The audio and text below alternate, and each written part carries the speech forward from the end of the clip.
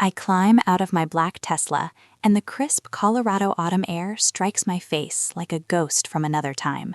5 years. 5 long years since I severed ties with this family, carrying nothing but my coding abilities and a vow that still reverberates in my mind. Watch me. The Prairie Hills Country Lodge rises before me, its polished marble entrance glowing beneath the fading sunlight. Inside, 120 guests gather to celebrate Grandma Miriam's 78th birthday, completely unaware of the storm about to unfold. My phone vibrates in my hand, a message from Nolan Pierce, my COO, and a man who never reaches out unless the matter is urgent. The AG's office confirmed Miriam's audit supports their case. The warrant is active. This could happen tonight. I stare at the screen, my fingers tightening around the device. Attorney General's office? Warrant? Tonight. These words should fill me with fear, but instead something sharp and icy settles in my chest. Justice, perhaps, or maybe vindication. I smooth the front of my $3,000 Armani blazer, the charcoal material hugging my frame like protective armor.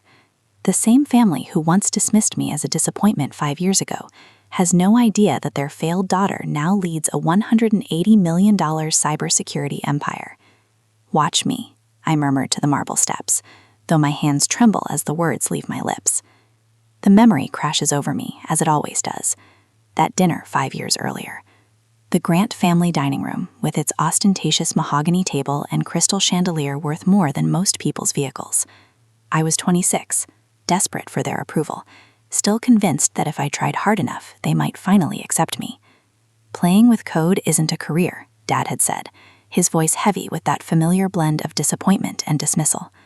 Douglas Grant, real estate mogul, could never comprehend that technology might shape the future.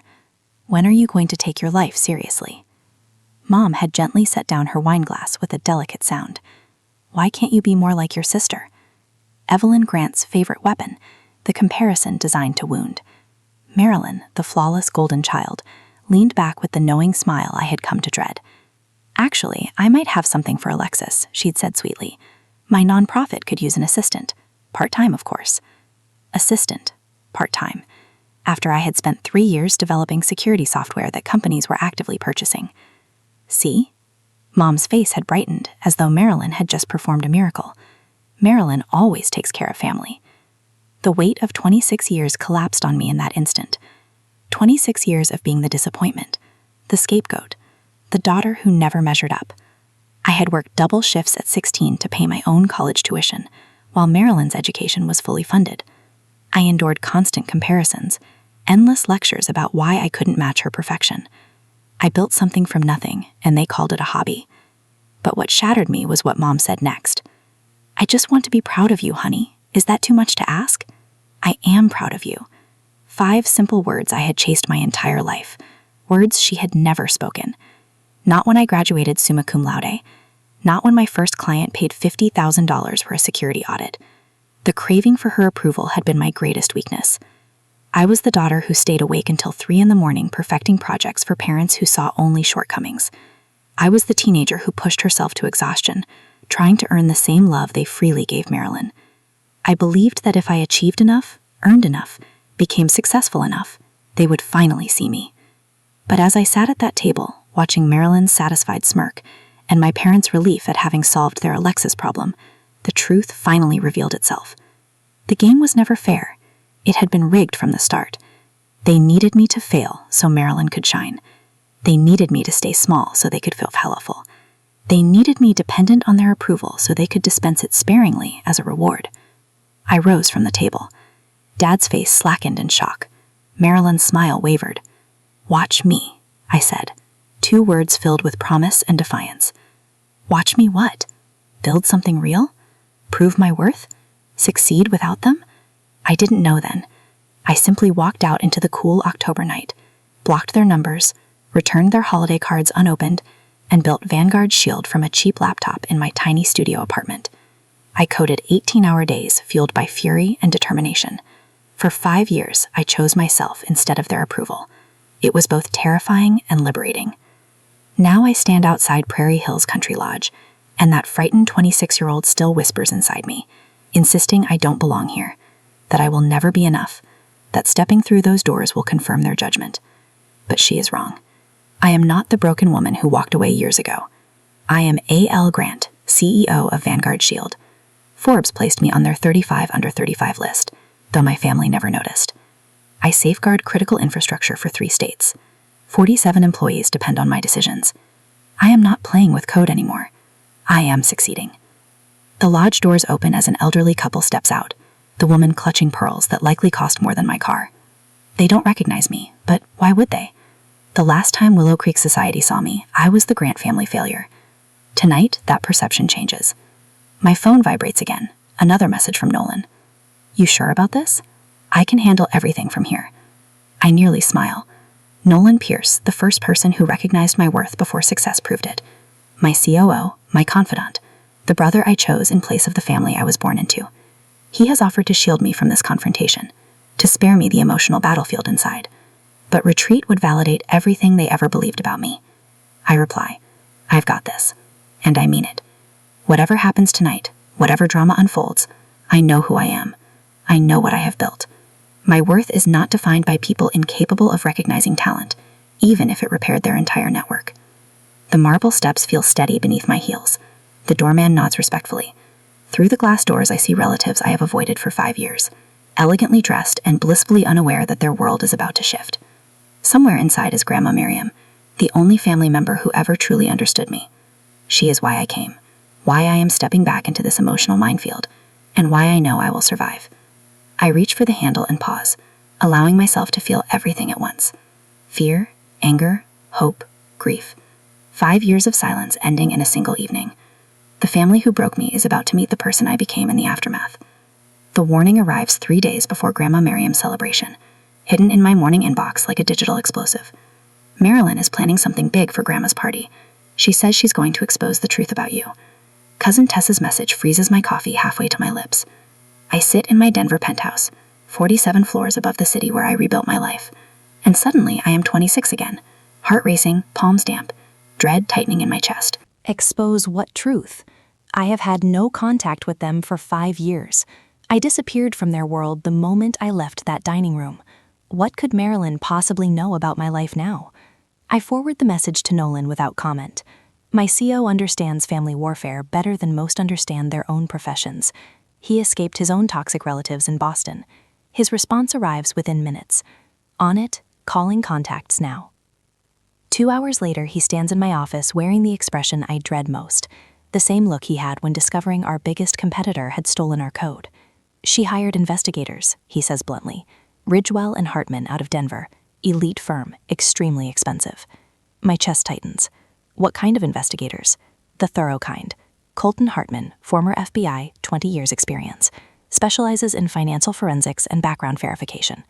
Nolan places a manila folder on my desk. The good news is he's ethical. He won't fabricate evidence. The bad news is he's exceptionally skilled at uncovering the truth. I stare at the folder, imagining photographs, financial statements, interviews with employees, the entire structure of my carefully constructed life exposed. How much does she know? Nolan hesitates before answering. She knows about A.L. Grant. The room tilts. A.L. Grant, my professional identity, my gender-neutral shield in the tech industry, my barrier against anyone linking Vanguard Shield's success to the Grant family's former disappointment. 5 years of careful separation, gone. She knows about the Forbes recognition. She knows about the company's valuation. She knows your CEO. His voice softens. Alexis, she knows everything. I sink into my chair, overwhelmed. This is worse than I imagined. Marilyn hasn't simply discovered I exist. She discovered that I succeeded beyond expectation while she remained in Willow Creek managing her nonprofit. There's more, Nolan adds. Hartman's investigation revealed something else when tracing payment sources for his services. $420,000 embezzled from her nonprofit over 3 years, plus $25,000 taken from your family trust. Hartman is legally obligated to report felony financial crimes to the Colorado Attorney General. The irony strikes with brutal force. Marilyn hired an investigator to destroy me and instead exposed her own crimes. The golden child who preached ethics is a criminal. The sister who received everything has been stealing charitable funds and family money. When does he file the report? He already has. This morning. The Attorney General's office confirmed an investigation is underway. I should feel triumphant. Instead, I feel ill. The Grant family's carefully constructed world is about to collapse. Douglas and Evelyn Grant, pillars of their community, will soon discover their perfect daughter faces federal charges. Their social standing will crumble. and they will blame me. Not because I reported anything. I learned of the embezzlement only moments ago, but I am the family scapegoat, the daughter whose existence seems to invite disaster. The AG will act quickly, Nolan continues, possibly at Grandma's party. I picture the scene. Prairie Hills Country Lodge, 120 guests celebrating Miriam's birthday. Marilyn preparing to humiliate me publicly when federal agents walk through the doors. The poetic justice would be remarkable if it weren't so devastating. My phone rings repeatedly from unknown Colorado numbers. Should I answer? Nolan shakes his head. Nothing good comes from unknown calls during family crises. The calls continue. Word is spreading. Probably Marilyn warning relatives about your deception, Nolan says grimly. She doesn't know about the Attorney General yet. She's still planning her ambush, unaware she's already been ambushed. An email notification appears. Mom's address. The first direct contact in 5 years. The subject reads, Family Obligations, Alexis. Your father and I expect you at your grandmother's party. Whatever games you're playing with your sister must stop. Family comes first, not your hurt feelings. We will discuss your behavior privately after the celebration. Mother. I read the message twice and close the laptop. They still don't understand. They believe this is about emotions and rivalry. They still think I am the problem. Are you going? Nolan asks. The question lingers. Am I willing to enter that battlefield? Confront parents who still see me as a disappointment? Witness Marilyn's arrest at our grandmother's celebration? Yes. Nolan raises an eyebrow, offering again to handle everything, but I shake my head. I must be there, not for revenge or validation, but because running would confirm everything they believe about me. 5 years ago, I left as a failure. If I return, it will be as a success. Not for their approval, but for my own peace. The next day, my phone buzzes constantly. Since we uncovered Marilyn's plan, notifications accumulate like debris from a past I thought I abandoned. Social media alerts from distant relatives, messages from the Grant family group chat that somehow still includes my number. I scroll through them as my coffee grows cold in Vanguard Shield's conference room. Uncle Robert's wife posts cryptic remarks online about success and family loyalty. Cousin Sarah shares articles about values with pointed commentary. Marilyn's campaign is preparing the stage for her revelation. Nolan enters carrying government contracts worth $53 million, security systems for voting infrastructure across 3 states, real work that matters while my family engages in gossip. The campaign is escalating, I tell him, showing him the messages. He suggests legal action, but there is nothing actionable. She is merely planting doubt. Despite everything, uncertainty creeps in. That old voice whispering that perhaps they are right about me, that building a massive company does not make me worthy. I delete another email from Mom without reading it. Some conversations are pointless. The Attorney General confirmed they received Hartman's report, Nolan says, though there is no timeline for action. Not if, but when. Marilyn's crimes will surface eventually, but Grandma's party is only days away. My phone rings again, unknown Colorado number. I answer. Alexis? Dad's voice says, heavy with forced authority. We need to talk. I have not heard Douglas Grant's voice in 5 years. It sounds diminished, less commanding. Perhaps age, or perhaps the realization that his control no longer extends to me.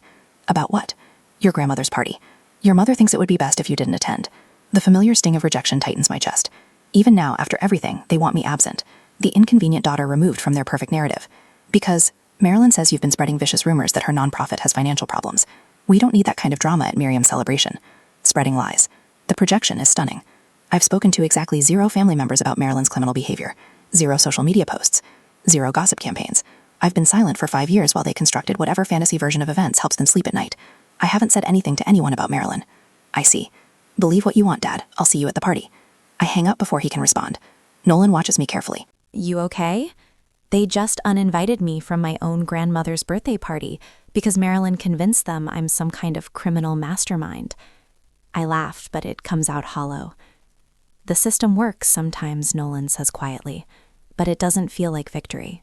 It feels like standing in quicksand while my family throws stones. My phone rings again. This time the number makes my heart skip. Grandma? Hello, sweetheart. Miriam's voice, crystal clear despite her 78 years. I heard Douglas called you. He uninvited me to your party? Douglas doesn't get to uninvite people to my party. Neither does Marilyn, though she's been suggesting I should reconsider who attends. Grandma's tone sharpens, as if I need a criminal's advice about guest lists. Criminal. The word hits different coming from Miriam. Not speculation or accusation. Fact. You know about the investigation. Sweetheart, I commissioned it. The world stops. What? 2 months ago, I ordered my own audit of Marilyn's nonprofit. Something about her finances never added up. New Mercedes on a nonprofit salary? European vacations funded by donor appreciation events? I'm old, not stupid. My grandmother. Sharp-minded, suspicious, protective of family resources, while everyone else got distracted by Marilyn's golden child performance. The auditor found everything, Miriam continues. The embezzlement, the phantom expenses, the money stolen from our family trust. When that private investigator approached me last week with similar findings, I shared my audit with him. Made his job much easier. The pieces click into place. Colton Hartman had two sources of evidence, the paper trail he uncovered and Grandma's independent investigation. No wonder the Attorney General's office moved so quickly. Why didn't you tell anyone? Because I wanted to see how far she'd go, how much she'd steal, how many people she'd hurt before someone stopped her. Miriam's voice carries 5 decades of family wisdom. Turns out she was planning to hurt you publicly while stealing from the family privately. That's when I knew she'd gone too far. I sink back in my conference chair, overwhelmed. I'm just worried if she gets arrested at the party, the shock. For you. That the shock might kill me? Grandma laughs. Alexis, I'm 78, not fragile. I've survived the Great Depression, 3 recessions, and your grandfather's midlife crisis. I think I can handle learning that my granddaughter protected herself from a predator. Predator? Another word that hits like truth. Besides, Miriam adds, Marilyn doesn't know I have copies of everything. Bank records, forged signatures, diverted donations. She thinks she's holding the only cards. But I've been playing this game longer than she's been alive. For the first time in days, I smile. Really smile. I'll see you at the party, Grandma. I'm counting on it. Someone needs to witness justice being served. After we hang up, I sit in the conference room silence, processing everything. Marilyn played her final card last night, threatening Grandma to keep me quiet. But she played it against someone who was already 3 moves ahead. The golden child thinks she's protecting herself by threatening the family matriarch. She doesn't know the matriarch is the one who started the investigation in the first place. Nolan's still reading government contracts, but I can tell he's listening. Feel better? Marilyn doesn't know she's already lost. She will soon. I check the time. 24 hours until the party. 24 hours until a room full of relatives discovers their golden child is a criminal, while their scapegoat is a CEO. 24 hours until 5 years of silence ends in one spectacular evening. My phone buzzes with another family group chat notification. This time it's Marilyn herself. Looking forward to seeing everyone tomorrow night. It's time some truths came to light. I almost laugh. She has no idea how right she is. The sun sets over Denver's skyline, casting long shadows across Vanguard Shield's headquarters. 47 employees are heading home to families who respect their contributions. Government contracts worth $53 million sit on my conference table, protecting democracy itself. This is what I built while my family whispered about my failures. This is what I accomplished while they elevated a criminal. Tomorrow night, they'll finally understand the difference. But tonight, I'm going to prepare for the most important party of my life. Not because I need their approval anymore, but because some battles win themselves when you stop fighting them. And sometimes the most powerful thing you can do is simply show up and watch the truth unfold. The Prairie Hills Country Lodge ballroom doors swing open with the kind of dramatic timing that only happens in movies or family disasters. I step inside and 120 conversations halt mid-sentence. Forks freeze halfway to mouths. Wine glasses pause at lips. The silence spreads through the room like spilled ink. They expected broken. They're getting bulletproof. My Armani blazer fits like armor tonight, charcoal gray instead of the black they probably imagined I'd wear to a funeral of my own reputation. 5 years of therapy and $180 million in net worth have given me something they can't comprehend. Unshakable confidence. Across the room, Marilyn's face goes chalk white. She's standing near the head table, microphone in her manicured hand, clearly caught mid-preparation for whatever humiliation she'd planned. Her mouth opens slightly, then snaps shut. This isn't the broken woman she expected to destroy tonight, but it's Grandma Miriam's smile that steadies my breathing. She sits at the head table like the queen she's always been, her sharp gray eyes twinkling with secrets. She, like me, is one of only 2 people in this room who knows what's really about to unfold. I don't rush towards any particular group. I don't announce my presence or offer explanations. I simply walk through the space like I belong here, because I do. Success has taught me that confidence isn't about proving yourself. It's about knowing your own worth and letting others catch up. Cousin Tessa approaches first, her face flushed with what looks like embarrassment. Alexis, wow, you look... She gestures vaguely at my outfit, my posture, the aura of quiet authority I've apparently developed. Different, I finish for her. 5 years will do that. Uncle Robert stares from his corner table, probably trying to reconcile the dismissed family failure with the woman standing before him in $3,000 clothing. I catch his eye and nod politely.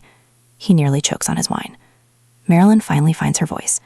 She taps the microphone twice, the feedback screech cutting through the murmured conversations that have started up again. Ladies and gentlemen, family and friends. Her voice carries that practiced public speaking tone she's perfected through her nonprofit work. Tonight, we're not just celebrating Grandma Miriam's 78th birthday. We're also welcoming someone home. The emphasis on someone drips with false warmth. I lean against the back wall, arms crossed, letting her perform. Today, we welcome Alexis home as a CEO. The skepticism in her voice could cut glass. Several relatives shift uncomfortably. Dad's face hardens from his table near the front. Mom's hand flutters to her pearl necklace, like she's checking that it's still there. Marilyn's pivot is smoother than I expected. She abandons whatever evidence-based attack she'd planned and goes straight for emotional manipulation. But what is success worth when it's built on ingratitude, on abandoning the family who raised you, who loved you, who only wanted the best? Murmurs of agreement ripple through the room, heads nod. The Grant family has always been good at collective judgment. Success without family loyalty is just sophisticated selfishness. Her voice grows stronger as she senses the room's support. Some people think money makes them better than the people who sacrificed for them. I don't flinch. 5 years ago, these words would have crushed me. The 26-year-old Alexis would have crumbled under this public shaming, would have scrambled to defend herself with explanations no one wanted to hear. But that woman died the night I walked out of their dining room. Cousin Tessa leans over to me, her voice barely a whisper. Is it true what she's saying? That you never called? Never sent a card? You'll understand everything soon, I reply quietly. My composed response seems to unsettle her more than any defensive argument would have. She expected guilt, shame, desperate justification. Instead, she got the calm authority of someone who built a company protecting critical infrastructure for 3 states while they gossiped in Willow Creek. Douglas joins Marilyn's performance from his table. Some people think success excuses abandonment. His voice carries across the room easily. But character isn't measured by bank accounts. The irony would be funny if it weren't so tragic. Marilyn's speech grows more vicious as she senses something shifting in the room's energy. Her preparent talking points are failing to land the way she expected. When family loyalty becomes inconvenient, when gratitude becomes a burden, what kind of person chooses pride over love? But I notice Uncle Robert frowning now, Aunt Susan whispering to her husband. The tide isn't turning the way Marilyn planned. The internal mantra from therapy runs through my head. Their opinion of me is none of my business. I remember the last therapy session before I decided to come tonight, Dr. Martinez, asking the question that changed everything. What would the 26-year-old Alexis do right now? The answer had been immediate and devastating. She would have stood up, red-faced and desperate, trying to defend herself with words they'd never believe. She would have listed her accomplishments like a resume, begged them to see her worth, proven she deserved their respect through achievements they couldn't understand. The present-day me understands that proof comes through actions, not arguments. Truth doesn't need a defense attorney.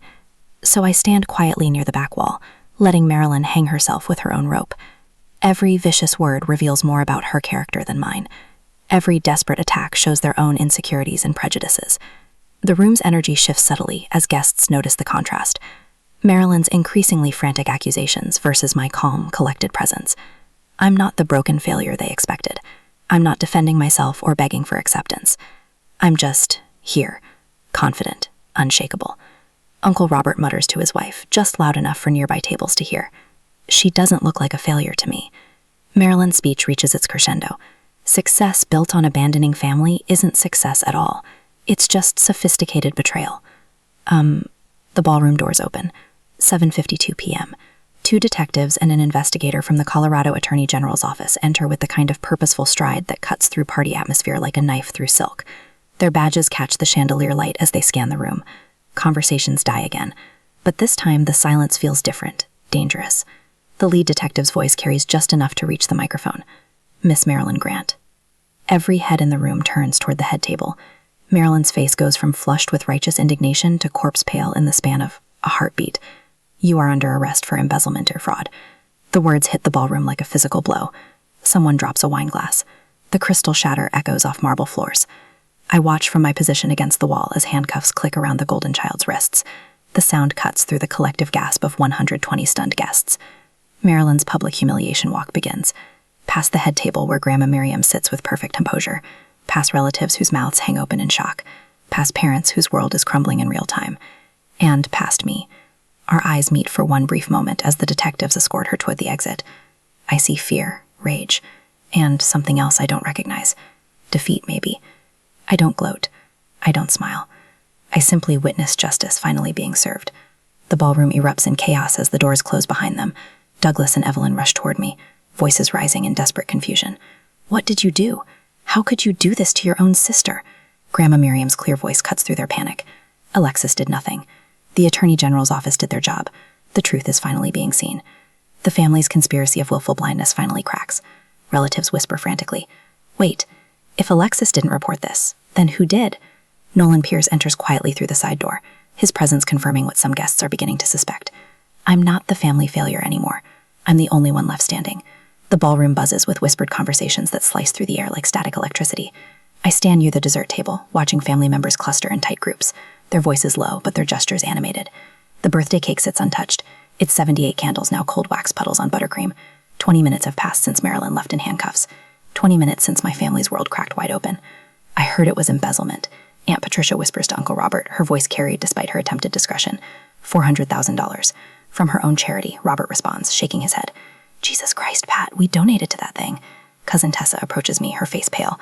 Alexis, I'm so sorry. I had no idea about any of this when I warned you about Marilyn's plan. I touch her arm gently. Neither did I. Not the details anyway. But that's not entirely true. I knew something was wrong. The pieces were already falling into place before tonight, thanks to Colton Hardman's thorough investigation. The private investigator Marilyn hired to destroy me had uncovered far more than my business success. He'd found her crimes. Detective Williams approaches our group, his notepad out. Miss Grant, I need to ask you a few questions about your sister's financial activities. I've had no contact with Marilyn for 5 years. I say clearly, I knew nothing about her business operations. But you did hire the investigator who discovered the embezzlement? No, I didn't. The truth feels strange in my mouth. My sister hired Ridgewell and Hardman to investigate me. Mr. Hartman discovered her crimes while conducting that investigation. Williams not, making a note. Professional obligations required him to report the crimes to our office. Across the room, Dad stands at his back against the wall, his face gray as concrete. Mom sits in a chair someone brought her, clutching a tissue that's disintegrated from overuse. They look like survivors of a natural disaster, which I suppose they are. A natural disaster named Consequences. Alexis? Grandma Miriam's voice draws my attention. She's sitting at the head table, still wearing her birthday tiara, looking more alert and sharp than anyone else in the room. Would you help me with something? I cross to her table, aware that conversations pause as I pass. 5 years ago, these people watched me leave as the family failure. Tonight, they're seeing me as something else entirely. Sit with me, dear. Miriam pats the chair beside her. I think it's time I shared something with everyone. She stands slowly, reaching for the microphone Marilyn abandoned. Her voice carries clearly through the ballroom sound system. Friends, family, I know tonight has been shocking for many of you, but I need to tell you something important. She pauses, her eyes finding Dad across the room. 2 months ago, I commissioned my own audit of Marilyn's nonprofit organization. The room goes completely silent. Even the catering staff stops moving. I've been suspicious for some time. Marilyn lived well above what a nonprofit director should earn. Her European vacation last spring, funded she claimed by a bonus, raised questions. So I hired forensic accountants to examine her books. Dad's face turns from gray to white. Mother, what are you saying? I'm saying I discovered what Mr. Hartman discovered. Forged signatures on donation receipts, phantom expenses for events that never happened, money diverted from programs meant to help at-risk children. Her voice strengthens with each word. And $25,000 stolen from our family trust, money that was designated for my medical care. The gasp that runs through the room sounds like wind through dry leaves. Grandma Miriam found bank records. I add quietly, my voice carrying in the stunned silence. The family trust money funded Marilyn's vacation to Europe. Uncle Robert's face turns red. You mean she stole from her own grandmother? While criticizing others for their greed, Miriam confirms, while positioning herself as the moral center of our family. I watch the information sink in. These people have spent decades seeing Marilyn as the golden child, the responsible one, the daughter who stayed close and cared for family. Learning that she systematically stole from the very people who adored her creates a cognitive dissonance that shows on every face. Mom finally speaks, her voice hoarse. How much? $420,000 from the charity. Detective Williams answers from across the room. $25,000 from the family trust. Total restitution of $445,000. The number hangs in the air like a guillotine. We don't have that kind of money, Dad says quietly. not liquid. We'd have to sell the house. I feel a complex emotion I can't quite name. Not satisfaction, exactly. Not vindication. Something sadder and more final. The family that valued appearances above all else is about to lose everything that maintained those appearances. Their $1,200,000 house, their country club membership, their position in Willow Creek society. All of it built on a foundation that just collapsed. Douglas, we need to talk. Detective Williams approaches my parents. The district attorney wants to discuss cooperation in your daughter's case. As they walk away, heads bowed, I notice something I haven't felt in 5 years.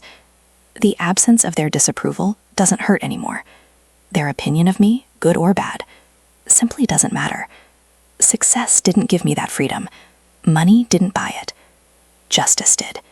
Alexis, cousin Tessa approaches hesitantly. I owe you an apology. We all do. 5 years ago, when you left, we thought you were being dramatic, ungrateful. But seeing this tonight, understanding what Marilyn was really doing, you don't need to apologize, I say, meaning it. You believed what made sense based on the information you had. But we should have looked deeper, should have questioned why the successful daughter needed to tear down the struggling one. That hits closer to truth than she probably realizes. Families like ours require scapegoats to function. Someone has to be the problem so everyone else can feel like the solution. Grandma Miriam reclaims the microphone. Before this evening ends, I want to say something about my granddaughter Alexis. My stomach tightens. Public attention still feels dangerous, even when it's positive. 5 years ago, she walked away from this family. Many of you judged that decision. But sometimes, walking away is the most courageous choice available. Her eyes find mine across the room. She built something remarkable in that time. A business that protects people's digital security. Real work that makes the world safer. She pauses, and I see tears in her eyes for the first time tonight. I'm proud of her. I should have said that years ago, publicly, when it mattered most. But I'm saying it now. The words I spent 31 years needing to hear. Not from Mom. From someone who actually saw me. 3 hours later, I help Grandma Miriam blow out the candles on her birthday cake. The party has dwindled to family members, and the atmosphere feels like the aftermath of a storm. Damaged, but cleaner somehow. Through the ballroom windows, I watch police cars leave with the last of the evidence boxes. Marilyn will spend the next 3 years in federal prison. Dad and Mom will spend the next decade rebuilding their lives from scratch, and I'll continue building mine. As I walk Grandma Miriam to her ride, she squeezes my arm. 6 months from now, dear, I suspect you'll transform this whole mess into something positive. That's who you are. She's right. I'm already planning to acquire Marilyn's defunct nonprofit for $1 and rebuild it as a legitimate organization. The Grant Digital Safety Initiative will actually help at-risk youth learn cybersecurity skills. Success building on the ruins of corruption. Justice served with a side of poetic irony. Perfect. The morning sun streams through the floor-to-ceiling windows of what used to be Marilyn's corner office. 18 months after that night at Prairie Hills Country Lodge, I stand in the renovated headquarters of the former Marilyn Grant Foundation, now the Grant Digital Safety Initiative. The irony isn't lost on me that I bought my sister's criminal enterprise for $1 and turned it into something that actually protects children online. 23 employees work at standing desks where Marilyn once orchestrated her embezzlement schemes. Their conversations buzz with genuine excitement about cybersecurity education programs, coding workshops for at-risk youth, and digital literacy initiatives. The name Grant finally means something positive in Willow Creek. Something I built from the ashes of my sister's corruption. Marcus Rodriguez, our program director, approaches with a tablet showing enrollment numbers. We've got 15 kids signed up for Saturday's workshop. 2 are from the Riverside group home. The same group home where Marilyn claimed to send donations that never arrived. Now we actually show up. Perfect, I tell him, watching a group of teenagers through the conference room glass as they debug their first security program. Make sure Jenny has extra pizza ordered. My phone chimes with an email that stops my breath. The sender line reads, Miriam Grant, Sunset Manor Assisted Living. The subject, Sunday dinner invitation. Sunday dinner. 6 years. 6 years since I received a family dinner invitation. And this one comes from Grandma Miriam and her new facility, not from Douglas and Evelyn in their modest apartment across town. The same cream cardstock, the same elegant script, but now the power dynamic has shifted completely. I read it twice before the anxiety I expect never comes. Instead, I feel something lighter. Choice. The invitation doesn't command my attendance or manipulate my guilt. It simply offers an option, like choosing between restaurants. I tap reply and type, "Looking forward to it, Grandma. Should I bring anything?" No fear. No second guessing. No desperate need to prove my worth through perfect behavior. Just a granddaughter saying yes to her grandmother because she wants to. The memory surfaces unbidden. 3 months into therapy, Dr. Martinez's office with its calming gray walls and tissue strategically placed. "Tell me about approval," she'd said. I spent 31 years trying to earn approval from people who were never going to give it. The words had tumbled out like confession. It's like asking a broken vending machine for snacks. You keep feeding it quarters, hitting buttons, getting nothing back, but you convince yourself the next quarter will work. Dr. Martinez had nodded. What happens when you stop feeding the machine? You find a working one. That breakthrough moment when I realized that seeking validation from toxic people wasn't persistence, it was insanity. The emotional freedom of building self-worth through achievement and service rather than family approval had taken months to feel real. But now it lives in my bones. I don't need their pride anymore, I whispered to the empty office. I have my own. Nolan's voice carries from the hallway as he discusses quarterly projections with our newest hire. Last month, I promoted him to company president, our professional partnership becoming the kind of lifelong friendship I never knew was possible. Vanguard Shield has expanded to 4 states, protecting critical infrastructure from cyber threats, while these 23 employees help children navigate digital dangers. The Forbes recognition led to keynote speaking opportunities about cybersecurity leadership. Last week, a fellow entrepreneur named David asked me to dinner after my presentation in Seattle. Not because he wanted something from my company, but because he admired the strength it took to rebuild my family's reputation while protecting my own boundaries. "You're dating someone," Nolan had observed Monday morning, grinning at my distracted smile. "Maybe," I'd admitted, realizing this was what healthy attraction felt like. No desperate need to prove my worth. No anxiety about hidden agendas. Just 2 adults who respect each other's work and want to learn more. My phone buzzes with a text from Tessa. "Saw the local news piece about the digital safety initiative. Mom says she's proud of what you're building." Aunt Sandra, who hadn't spoken to me in 5 years, now acknowledging that maybe I hadn't been the family failure after all. Even Uncle Robert's construction company contracts Vanguard Shield for their cybersecurity needs, their business relationship built on mutual respect rather than obligated family tolerance. 3 young women enter the lobby, notebooks clutched against their chests like shields. They're here for the monthly mentorship session I started for female entrepreneurs dealing with family sabotage.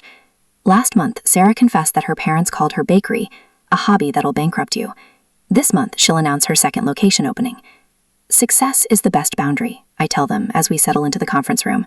Not because money matters, but because achievement speaks louder than explanations. They nod with the intensity of people who've spent years defending dreams to people determined not to understand them. I see my 26-year-old self in their faces, that desperate hunger for validation from sources that will never provide it. Your family's opinion of your business isn't a reflection of your business, I continue. It's a reflection of their capacity to recognize value. Some people can't see a forest because they're focused on criticizing individual leaves. Sarah raises her hand. What if they're right about the risks? Then you research, plan, and mitigate those risks, but you don't let their fear become your ceiling. After they leave, inspired and armed with practical strategies, I drive to Sunset Manor for Grandma Miriam's 79th birthday dinner. 8 people gathered in the assisted living dining room, Douglas and Evelyn notably absent. Marilyn is in year 2 of federal prison, her parole hearing still 18 months away. Cousin Tessa passes the mashed potatoes, while Uncle Robert shares construction stories that actually make Miriam laugh. The conversation flows around normal family topics, her stories about the facility's book club, my latest government contract, protecting voting systems in 3 states. No drama, no manipulation, no walking on eggshells, just normal connection between adults who respect each other. Tell me about this young man in Seattle, Miriam says with a knowing smile.